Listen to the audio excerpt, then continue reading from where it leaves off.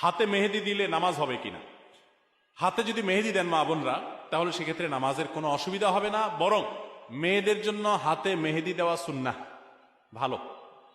নবী করিম সাল্লাল্লাহু আলাইহি সাল্লাম কোন এক নারী কিছু একটা দিয়েছেন পর্দার আড়াল থেকে হাত দিয়ে বা কোনোভাবে, তো নবী সাল্লাল্লাহু আলাইহি সাল্লাম মহিলাদের ওদিক থেকে দেওয়া হয়েছে কিন্তু হাতে মেহেদি নাই, এটা দেখে তিনি আশ্চর্য হয়েছেন যে কোনো পুরুষ নাকি সেখানে, মানে পুরুষের হাতটা আসলো কোত্থেকে।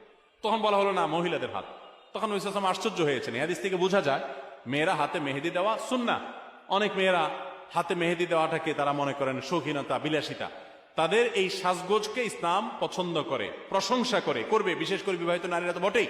বিধায় মেহেদি ব্যবহার করলে অজু হবে, কোনো অসুবিধা নাই, নামাজও হবে। এমনকি আর্টিফিশিয়াল মেহেদি যেগুলো বাজারে পাওয়া যায়, টিউব মেহেদি বলা হয়, এগুলো দিলেও অজু হবে। এগুলো দেওয়ার ফলে অনেকে মনে করেন অজু হবে না, কারণ এগুলো দেওয়ার ফলে অনেক সময় এই মেহেদিগুলো খসে খসে পড়ে, চামড়া খসে পড়ার মতো।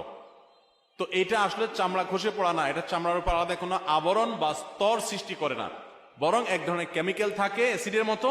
এটার কারণে চামড়ার উপরে সূক্ষ্ম লেয়ারটা, যেখানে বেশি মেডিসিন পড়ে সেখানে একটু খসে পড়ে। এর কারণে আলাদা লেয়ার যেহেতু হয় না, অতএব এগুলো দিলে অজু হবে, নামাজও হবে। মেহেদি ব্যবহার করতে পারেন, কোনো অসুবিধা নেই। এবং মেহেদি চুলেও ব্যবহার করা যায়, পায়ে চাইলে পায়েও মেহেদি ব্যবহার করা যায়। অনেকে বলে না, যেই মেহেদি দাড়িতে চুলে ব্যবহার করা হয়েছে, নবী সাল্লাল্লাহু আলাইহি সাল্লামের সুন্নাহ যেটি, আপনার দাড়ি চুলকে সাদা হয়ে গেলে সেটাকে অন্য কালারে